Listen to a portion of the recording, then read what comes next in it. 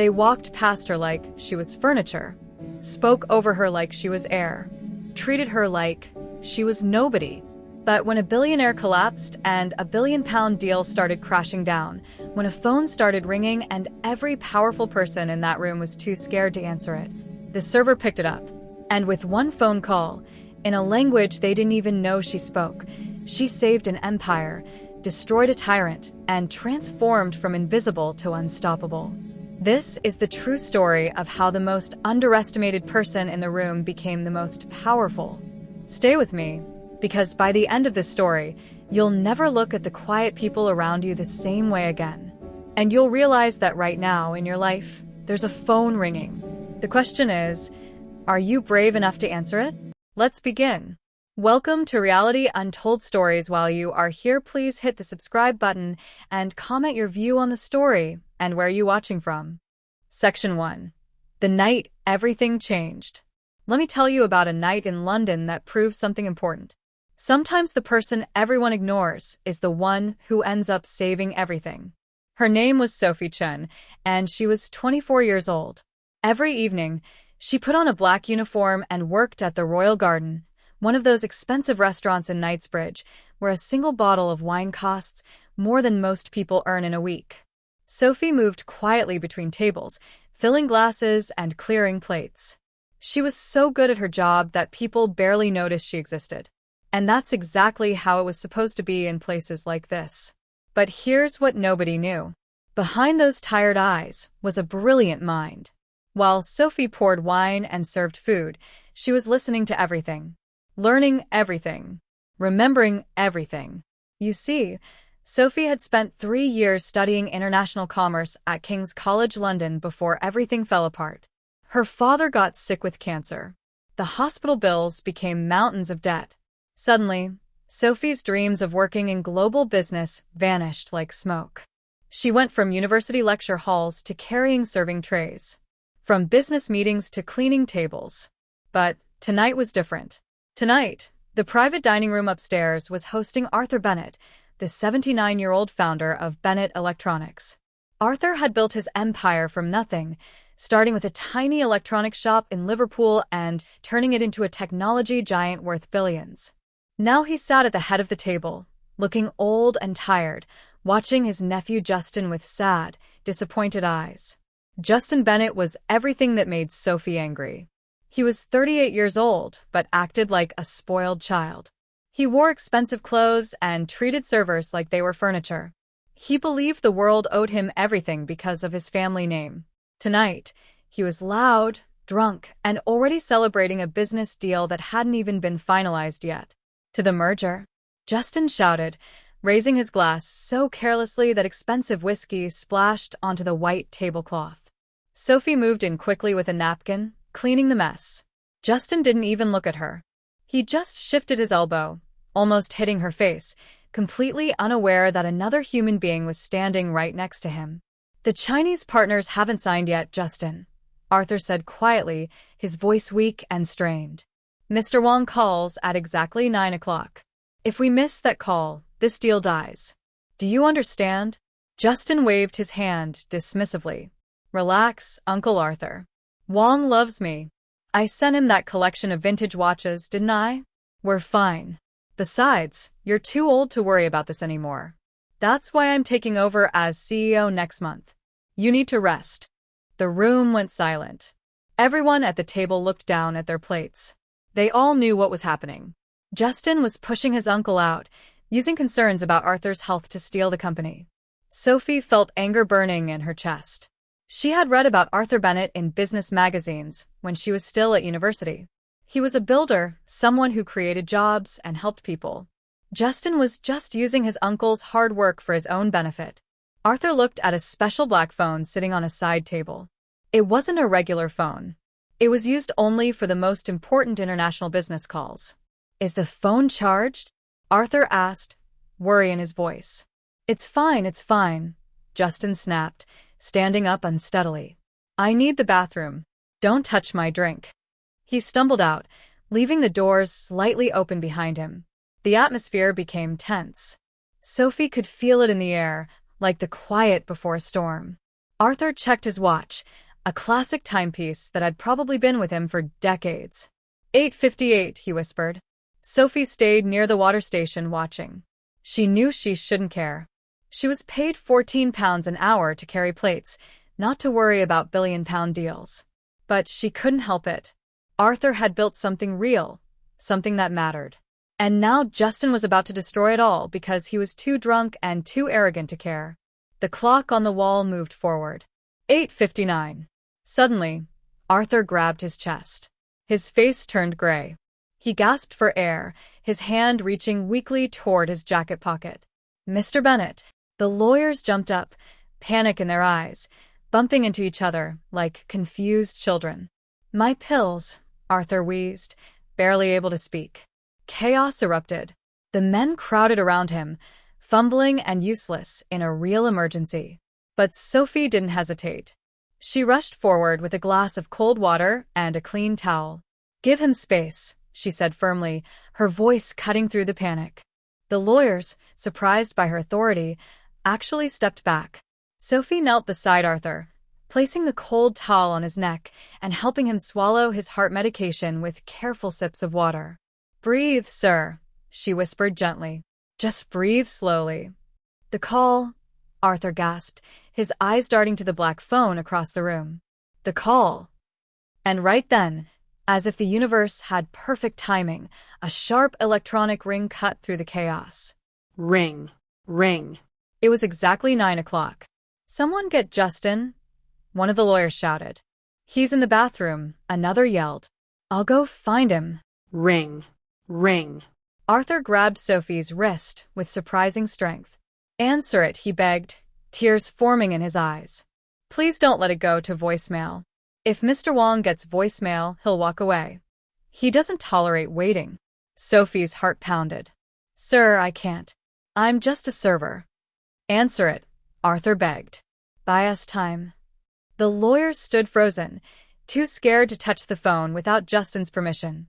Sophie looked at the old man, saw his life's work hanging in the balance, looked at the door where Justin was nowhere to be seen. She stood up. She smoothed her apron. She walked across the carpet to that black phone. She took a deep breath, picked it up, and pressed the green button. Bennett Electronics, Sophie said, her voice calm and professional despite her hammering heart. There was a pause, then rapid words, but not in English. The voice was deep, formal, and speaking Mandarin Chinese. Who is this? Where is Arthur? I don't have time for assistance. If Arthur doesn't respect me enough to answer personally, this deal is finished. It was David Wong, CEO of Wong International, one of the most powerful technology distributors in Asia. Sophie had read about him. He was known for being brilliant, precise, and absolutely unforgiving when it came to business respect. Behind her, the lawyers were whispering frantically. What's he saying? Is that Chinese? Hang up. Wait for Justin. Sophie ignored them. She turned her back to the room, pressed the phone closer to her ear, and did something no one expected. She switched languages. Mr. Wong. Sophie replied in flawless Mandarin, her tone respectful and serious. Please forgive me. Mr. Bennett is experiencing a medical emergency that just occurred. He personally asked me to take this call to show his deepest respect for you. Silence on the line. Then a shift in tone. Curiosity. A medical emergency? Is he seriously ill? And who are you? Wong asked, switching to accented English, testing her. Sophie understood this test.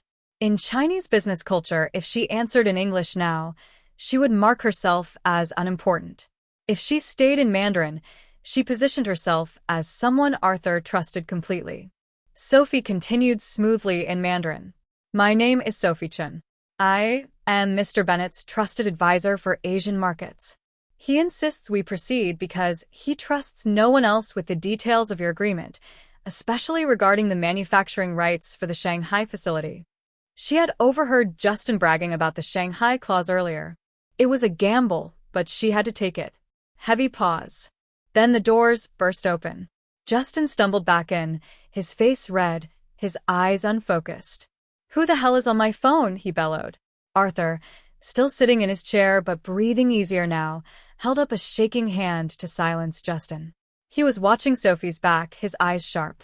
On the phone, Wang chuckled. It was a dry, dangerous sound. The Shanghai manufacturing rights. You are informed. Justin usually ignores such details. Very well, Miss Chen. I will give you 5 minutes. But if Justin takes this phone, I will hang up immediately. I find him exhausting. Sophie felt a chill run down her spine. She had just been handed control of a billion-pound deal. Understood, Mr. Wang, Sophie said in Mandarin. Let us discuss the details. Justin marched over, grabbing Sophie's shoulder roughly. Give me that phone right now, you stupid server. Do you have any idea what you're doing? Sophie spun around, covering the phone's microphone. Her eyes blazed with an intensity that made Justin actually step back. He said if you speak, he hangs up, Sophie hissed, her voice low and fierce. He knows you're drunk, Justin. He can hear it. Do you want to lose this deal? Or do you want to shut your mouth and let me save your inheritance? Justin froze, shocked. The lawyers gasped. Nobody talked to Justin Bennett like that. Let her speak. Arthur's voice cut through the tension. It was weak, but carried absolute authority. Justin, sit down. That's an order. Justin stood there, his mouth opening and closing like a fish, but he backed away. He slumped into a chair, glaring at Sophie with pure hatred. Sophie turned back to the window, looking out at the glittering lights of London. She took another deep breath, and for the next 12 minutes, Sophie Chen didn't serve food. She served brilliance. She navigated every complex question Wang threw at her, using information she had absorbed while silently refilling water glasses for the past 4 hours. She used her knowledge from university. She made educated guesses when she had to. She showed respect when it was appropriate. She spoke his language literally and culturally. Finally, Wang spoke. Very impressive, Miss Chen. I am satisfied. Tell Arthur I will sign the preliminary agreement tonight. However, I will be flying to London next week for the final signing ceremony. I expect you to be present at that dinner. I want to meet the woman who understands my business better than the apparent heir. I will be there, Sophie said, her heart racing. Zaijian, Miss Chen. The line went dead. Sophie slowly lowered the phone. Her hands began to shake now that the adrenaline was fading. She turned around. The entire room was staring at her. 7 men in expensive suits, frozen in shock. Justin looked like he was going to be sick. Arthur was looking at her as if seeing her for the very first time in his life. He agreed, Sophie whispered. He's signing tonight. The room exhaled collectively. The lawyers began to clap nervously, unsure what else to do. Justin stood up, his face twisted with rage. He walked over and snatched the phone from Sophie's hand. You lucky little nobody, he spat, his voice dripping with venom. You think this makes you special? You violated company protocol. You impersonated an executive. That's fraud. You're fired. Get out before I have you arrested. Sophie looked at Arthur, hoping he would defend her.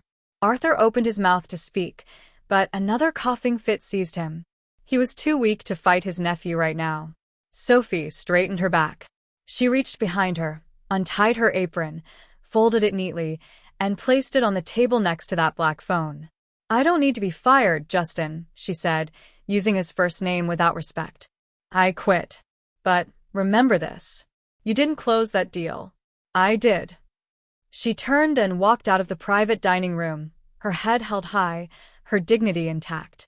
But as soon as she reached the service hallway and the doors closed behind her, she leaned against the cold wall and slid down to the floor. She buried her face in her hands. She had just saved a billion-pound empire, and now she was unemployed with rent due in 3 days. You know that feeling when you do something incredible, something that should change your life for the better, and instead everything falls apart? That's where Sophie found herself 3 days later. She sat on the edge of her bed in her tiny flat in East London, staring at her cracked phone screen. Another rejection email. Dear Miss Chen, while your experience is noteworthy, we have decided to pursue other candidates. This was the 6th rejection in 2 days. Something was terribly wrong. She called her friend Lisa, who worked at another restaurant. Lisa, what's going on? Why am I getting rejected everywhere? There was a painful pause. Did you make an enemy of Justin Bennett? Sophie's stomach dropped. What are you talking about? Sophie asked, fear creeping into her voice. There's a memo going around, Lisa whispered. Your name is on an industry blacklist. It says you were fired for theft and misconduct. Sophie, he's destroyed your reputation. Bennett. Electronics is a major client. If any restaurant hires you, they risk losing huge contracts. Nobody will touch you. The call ended. Sophie sat there, numb. Justin wasn't satisfied with just firing her. He wanted to make sure she could never work again. Meanwhile, across the city in the glass tower of Bennett Electronics, Justin was celebrating. He sat in his uncle's office, already moving his belongings in, even though he wasn't officially CEO yet. His assistant knocked nervously. Sir, we have a problem. I don't have problems, Justin said. What is it?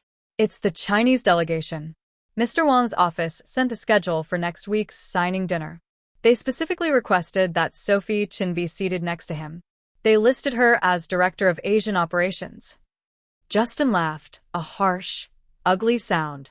He thinks the server is a director? Just tell him she's unavailable. We tried that, sir, the assistant said, sweating. Wang's office called back. They said if Miss Chin isn't at the dinner, Mr. Wang will not attend. He said he doesn't trust you to understand the technical aspects. Justin's glass slipped from his hand, crashing onto the desk. There's more, the assistant added. The stock dropped 3% this morning. If Wang walks away, the merger fails. If the merger fails, the board won't make you CEO. Justin's face turned purple. He needed this deal desperately. He had already borrowed against his future shares to pay gambling debts. If the stock crashed, he wasn't just losing the CEO position. He was facing bankruptcy. Find me someone, Justin snarled. Get me a woman who speaks Chinese. We'll fake it. 2 days later, at midnight, Sophie was working at Tony's all-night cafe in East London. It was the only job she could find paying cash under the table. She was wiping down the counter when a man walked in wearing a perfectly tailored suit. He walked straight to Sophie. Coffee? She asked, keeping her head down. Black, no sugar, he said. Then he added quietly, Miss Chin. Sophie froze. She slowly looked up. My name is James Carter. I'm head of security for Arthur Bennett. I've spent the last 48 hours looking for you.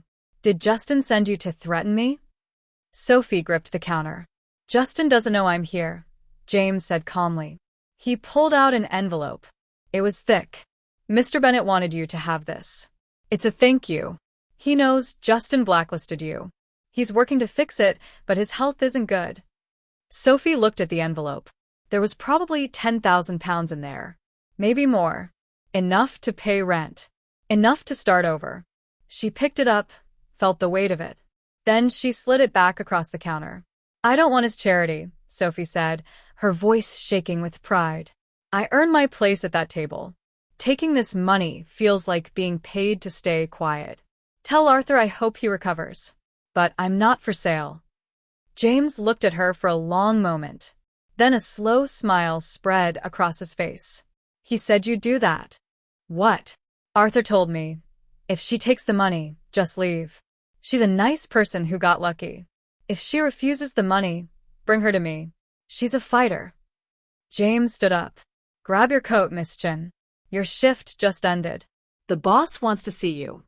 30 minutes later, Sophie walked through the quiet corridors of a private hospital's VIP wing. James led her to a room where Arthur Bennett lay in bed, connected to monitors. He looked smaller, frilier than before. But when Sophie entered, his eyes opened, sharp and alert. You look terrible, Arthur said, a small smile on his lips. You don't look so great yourself, Mr. Bennett, Sophie shot back. Arthur chuckled, which turned into a cough. Justin is planning something stupid.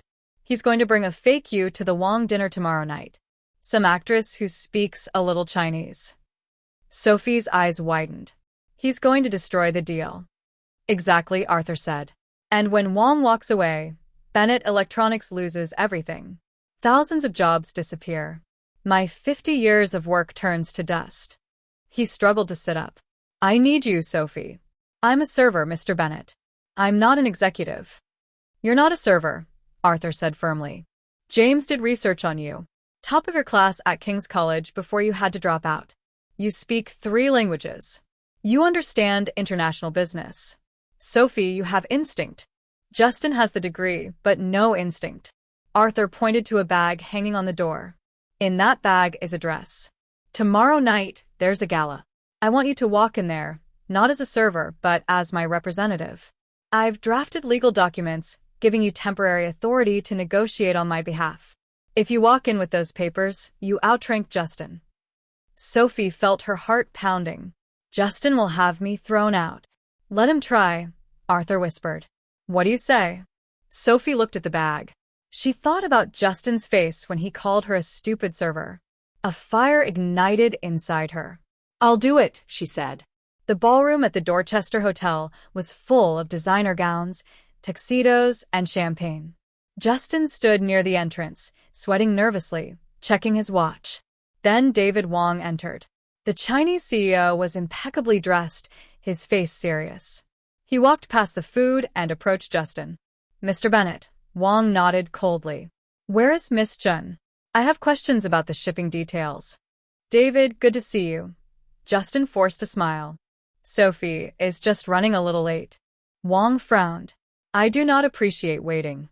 She's here. Justin's assistant signaled frantically. A woman approached from the hallway. She was tall, blonde, wearing a dress that was too revealing for a business event. Mr. Wong, the woman chirped in a terrible accent. I'm Sophie. So nice to meet you. Wong stared at her. He looked at Justin. This is Sophie Chen? Yes, new haircut. Justin lied desperately. Wong's expression turned ice cold. Miss Chen, please tell me what we discussed regarding the quality standards during our phone conversation. The woman froze. The quality. Very quality. Top quality. Wong's face became stone. He turned to Justin. You insult me. This is not the woman I spoke with. The deal is finished. Wait. The voice rang out from the grand staircase, clear and commanding. Every head turned. Sophie stood at the top of the stairs. She wore an elegant deep blue gown. Her hair was styled professionally. She wore minimal jewelry. She didn't look like a server. She looked like she owned the room. She descended the stairs, her eyes locked on Wong. James Carter walked 2 steps behind her. Mr. Wong, Sophie said in flawless Mandarin. Please forgive this theater. But I am here now as promised. Wong's expression softened immediately. He recognized the voice. Miss Chun, you are late. Only precisely late enough to make a memorable entrance, she smiled. She walked right past Justin, who stood frozen. Security. Justin screamed. Remove this woman. She's trespassing. 2 security guards moved forward, but James stepped in their path. She stays, James said calmly. I am the CEO, Justin shrieked. I gave an order. Sophie pulled out folded documents. She handed them to the corporate lawyer standing nearby. Read it. Check the seal and signature. The lawyer scanned the paper, his eyes widening. It's a power of attorney signed by Arthur Bennett this morning. It designates Miss Sophie Chen as his legal proxy for all Asian negotiations, effective immediately. The room gasped. Sophie turned to Justin. She stepped close to him, her voice quiet but fierce. Sit down, Justin, or James will escort you out. Justin looked around desperately. He saw the board members watching with disgust. He saw Wong looking at Sophie with respect. He was beaten. Sophie turned to Wong. Now, Mr. Wong, about those shipping details. Shall we discuss them over dinner? Wong offered his arm. It would be my honor, Miss Chen. As Sophie took his arm and walked into the dining room, she saw her reflection in a mirror. The scared server was gone. But the night wasn't over yet. Justin wasn't the type to accept defeat quietly. Epilogue. 3 weeks later, Sophie stood in her new office on the 42nd floor of Bennett Electronics. Floor-to-ceiling windows overlooked London, the city that had tried to break her, but ended up rebuilding her instead. Her phone buzzed. It was a text from her father. I can't believe they approved all my treatments. Sophie, what did you do? Sophie smiled and typed back. I answered a phone call, Dad. That's all. I just answered when it rang. There was a knock on her door. James poked his head in. Ready for the board meeting, Chief Operating Officer Chin? Ready, Sophie said, grabbing her tablet. As she walked down the hallway, she passed a large photograph on the wall. It was Arthur Bennett from 30 years ago, standing in front of his first small shop, young and hungry and full of dreams. Underneath was a quote, "Success isn't about where you start. It's about what you do when opportunity knocks." Sophie paused, reading those words. She thought about that night in the private dining room. The chaos, the phone ringing, the choice to answer or let it go to voicemail. She had answered, and everything changed. So let me ask you something. What would you have done in Sophie's position? Would you have picked up that phone? Would you have had the courage to speak up when everyone expected you to stay silent? Sophie's story teaches us something powerful. Your current situation doesn't define your destination. Right now, you might be in a job that doesn't appreciate you. You might be working somewhere that treats you like you're invisible. You might be carrying dreams that other people have told you are too big, too impossible. But here's the truth. Every single person who ever did something extraordinary was once in a position where people underestimated them. Justin thought his family name gave him the right to treat people badly. He forgot the most important rule. Character matters more than credentials. Integrity matters more than inheritance. Sophie didn't have money. She didn't have connections. She didn't have a fancy degree on her wall. But she had something more valuable: courage to step up when it mattered, the ability to see opportunity in chaos, and the strength to refuse defeat. The phone rang in that room, and she made a choice. She didn't overthink it. She didn't wait for permission. She didn't wonder if she was qualified. She just answered. And that one moment of courage changed everything. So, here's my question for you. What phone is ringing in your life right now? What opportunity are you ignoring because you don't think you're ready? What door are you afraid to walk through because you're worried about what people will think? Maybe it's time to stop waiting for permission. Maybe it's time to answer the call. Sophie went from serving tables to running a billion-pound company. Not because she was lucky, not because someone handed her success, but because when her moment came, she was ready. Your moment is coming too. The question is, will you be ready when it arrives? The phone is ringing. Will you answer it?